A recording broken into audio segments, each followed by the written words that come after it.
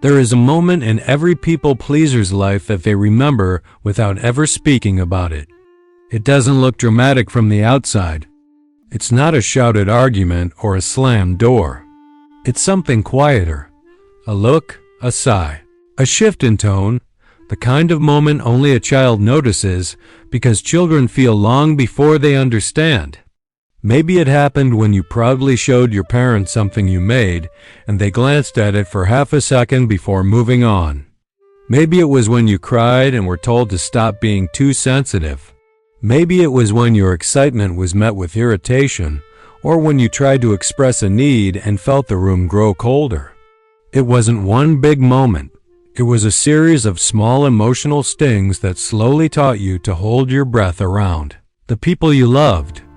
You learned that being yourself wasn't always welcomed, that your emotions were too much, that your needs were interruptions, that your mistakes were dangerous, and love was something you earned by being good, quiet, helpful, easy.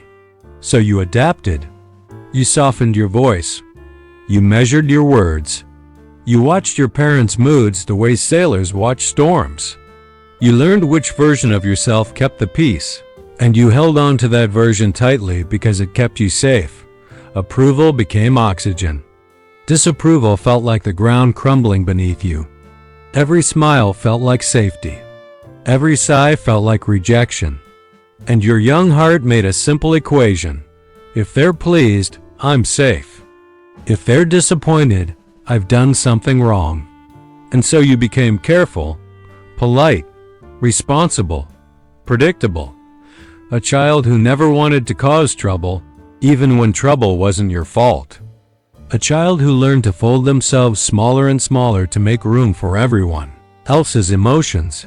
People praised you for being well-behaved, polite, mature, never realizing that you weren't trying to impress anyone. You were just trying to survive. You weren't choosing to please. You were learning to disappear. And that quiet childhood, the one no one talks about, became the foundation for everything you would struggle with later. Because long before you became a people pleaser, you were a child who learned that love wasn't unconditional, it had rules. And you followed them so you wouldn't lose the people you depended on. People think people pleasing starts in adulthood. But it begins much earlier, in a home where a child slowly learns that love has conditions. It starts with the way a parent's tone sharpens when you speak at the wrong moment, the way they light up only when you behave perfectly, the way their affection comes and goes depending on whether you meet their expectations. A child watches everything. They see the disappointment in their parents' eyes before a single word is spoken. They hear the coldness and silence. They feel the shift in the air when they ask for too much, feel too deeply, or need something at the wrong time. So the child adapts. They learn that their needs create tension, so they push them down. They learn that their emotions inconvenience people, so they swallow them. They learn that being helpful earns affection, so they become overly responsible. They learn that being quiet keeps the peace, so they become small. Every reaction from their parents becomes a lesson. Don't be too loud. Don't ask for too much. Don't cause problems. Don't make anyone upset. Approval becomes a reward. Affection becomes a privilege. Their own needs become burdens they feel guilty for having. Some children even become tiny adults, long before they should, comforting their parents, taking responsibility for siblings, holding the emotional weight of the household. This is parentification, and it teaches the child that love is something they must work for, perform for, sacrifice for. They begin to track every mood shift, every sigh, every raised eyebrow like it's a warning sign. And in that constant emotional monitoring, they learn to shape-shift into whatever version of themselves keeps everyone else comfortable. Pleasing becomes survival. Staying silent becomes strategy. They don't open up because being honest once led to punishment or disappointment. They don't express their feelings because doing so once caused tension. They learn to disappear so the home stays peaceful. And as the years pass, this quiet training becomes who they think they are. not someone who chooses to please others, but someone who is trained to believe that pleasing is the only way to be loved, the only way to be safe, the only way to belong. People think people-pleasing is a personality trait, but it isn't. It's a psychological response your brain learned when you were too young to understand what was happening. When a child grows up in an environment where love feels unstable, where approval is unpredictable, and where disapproval feels threatening, the nervous system memorizes one rule: stay safe by keeping everyone happy. And once the nervous system learns that rule, the brain begins to rewire itself around it. Saying no starts to feel dangerous, not logically, but biologically. Your body reacts as if you're about to lose connection, affection, or safety. Your chest tightens, your heart speeds up, your thoughts race. It feels like you're doing something wrong, even when you're simply setting a boundary. It's because your brain learned long ago that no leads to tension, guilt, or emotional distance. So it tries to protect you by avoiding it entirely.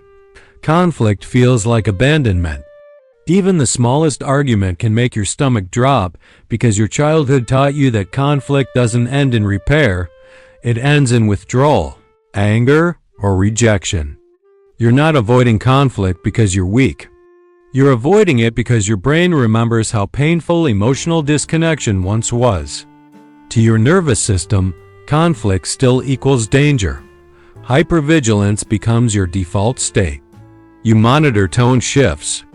You analyze facial expressions. You read into short messages or long pauses. You interpret neutral reactions as disappointment. Your brain is always scanning for signs of disapproval because it believes catching the danger early might help you prevent it. This isn't overthinking, it's survival thinking. Over time, the brain rewires itself to prioritize harmony over authenticity. It becomes conditioned to keep peace at any cost, even if that cost is your own discomfort. Your nervous system has learned to protect you by avoiding anything that might upset someone else. Your honesty, your needs, your boundaries, your voice. But here's the truth. You were not born this way. Your brain adapted to an environment where love felt conditional. It rewired itself to keep you safe. You didn't choose these patterns. They were shaped in you, taught to you, repeated into you. And because your brain learned them, your brain can unlearn them. You are not broken. You are not weak. You are not too nice.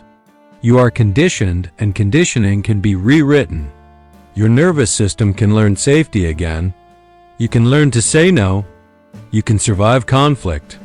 You can disappoint someone and still be loved. You can release the fear your childhood taught you to hold. You were never the problem. You were a child trying to feel safe in a world that didn't always make space for you. Inside the mind of a people pleaser is a world that no one ever sees.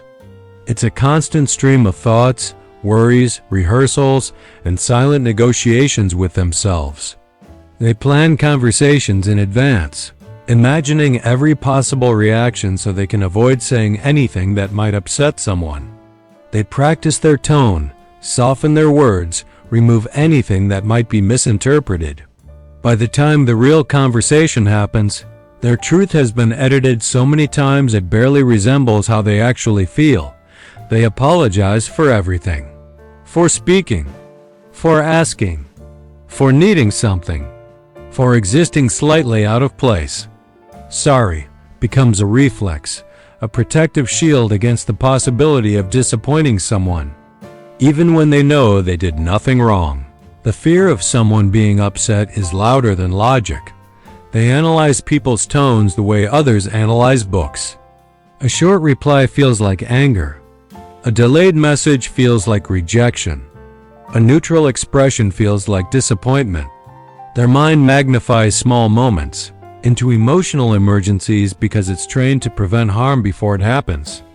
They swallow their feelings again and again. When something hurts, they pretend it didn't. When something bothers them, they convince themselves it's not worth mentioning. When they want something, they talk themselves out of it because they don't want to be a burden. Their emotions pile up inside like unread letters, never opened, never expressed, never shared. Deep down, they are terrified of being too much, too emotional, too needy, too sensitive, too honest. They constantly shrink themselves to fit the space others give them.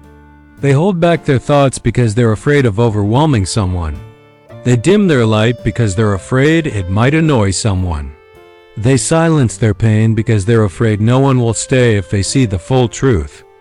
Their mind is always busy, replaying conversations, questioning if they said the wrong thing, wondering if they came across as weird or annoying. They lie awake at night analyzing a moment that everyone else forgot within seconds. They feel responsible for managing everyone else's comfort, even at the expense of their own. Inside them is a constant tug of war, one part wanting to be seen, the other terrified of taking up space. One part wanting connection, the other afraid of being a burden. One part longing to speak, the other forcing silence to stay safe. People think people pleasers are easygoing, but inside them is a heart carrying years of unspoken emotions, fear, guilt, and exhaustion.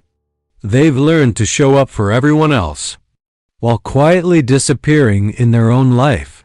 And all they really want is someone who won't run away when they finally speak their truth.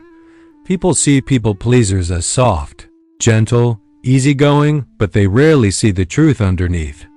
They rarely see the depth, the intuition, the emotional intelligence that was carved into them through years of watching, feeling, and surviving. A people pleaser isn't weak. They are someone who learned to understand human behavior more clearly than the very people who shaped them. They feel everything: the tone shifts, the hidden sadness, the tension in a room, the words left unsaid. They read emotions the way others read signs, quickly and accurately, because their safety once depended on it. Their sensitivity isn't fragility, it's a superpower. They know when someone is uncomfortable long before it's spoken. They sense when someone is hurting beneath a smile. They can feel emotional distance without needing an explanation. Their heart picks up signals that most people overlook. This makes them incredibly empathetic, deeply loyal, beautifully attentive.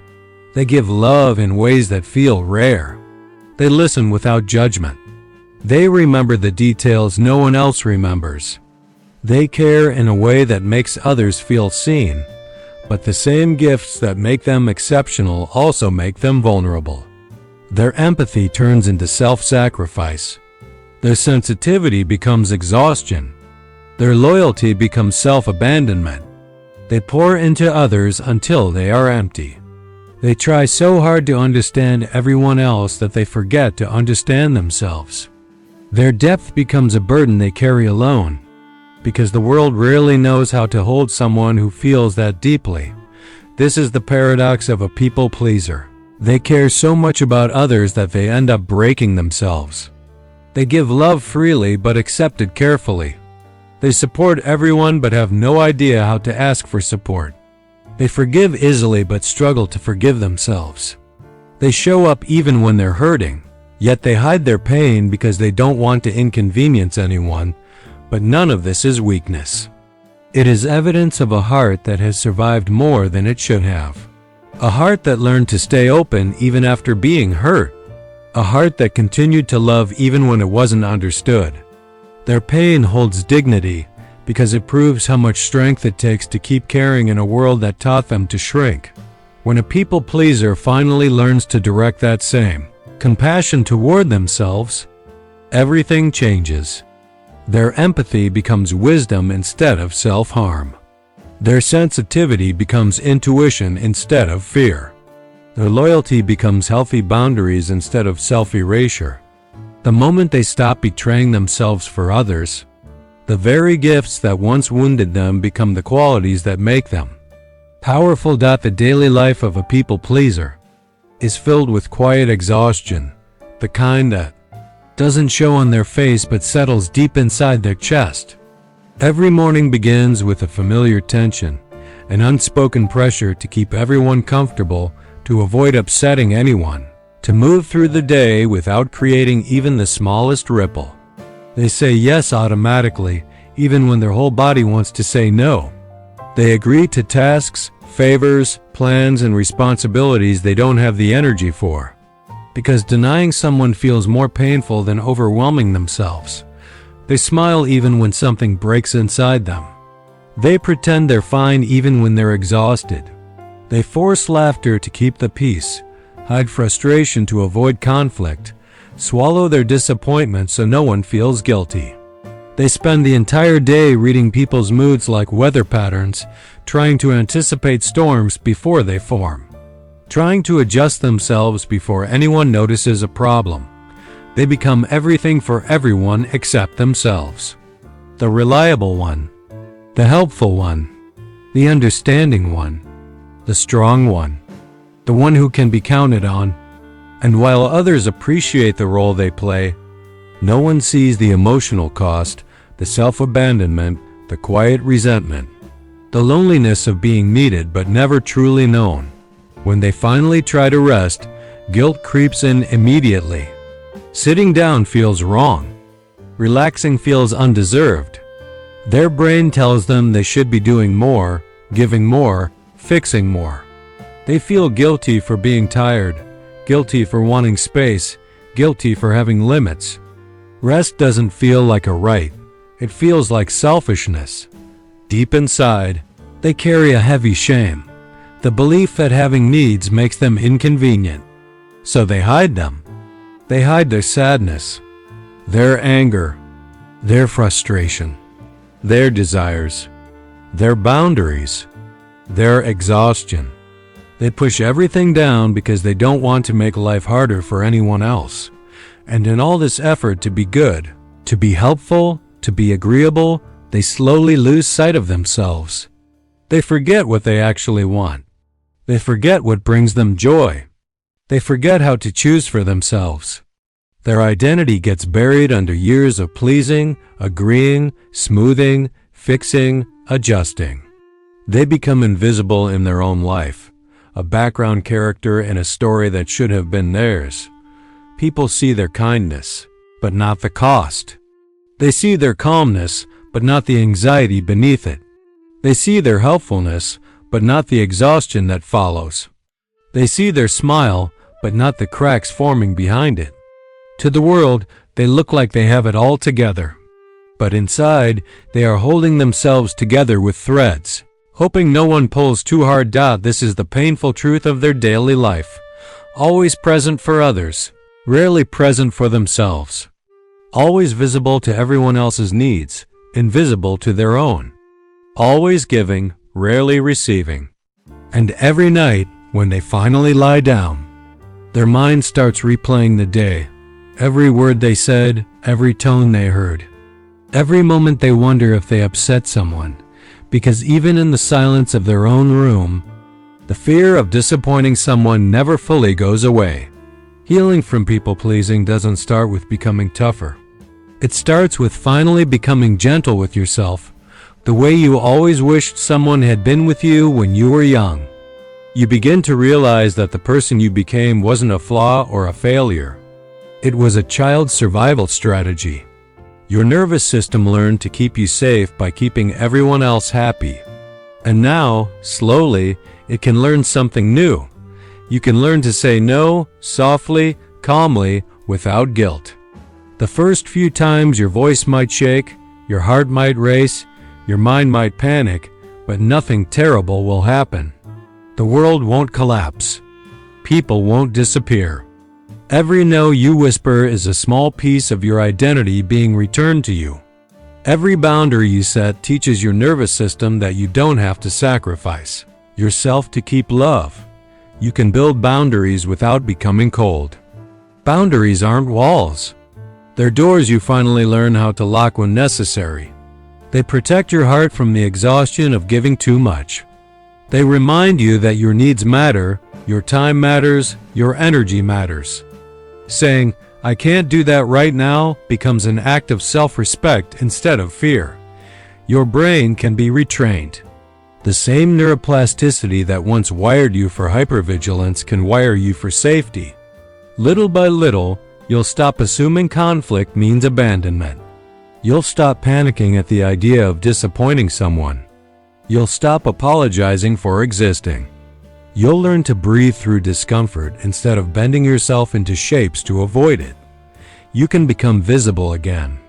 Not the version of you that everyone expects, but the version that was buried beneath years of performing.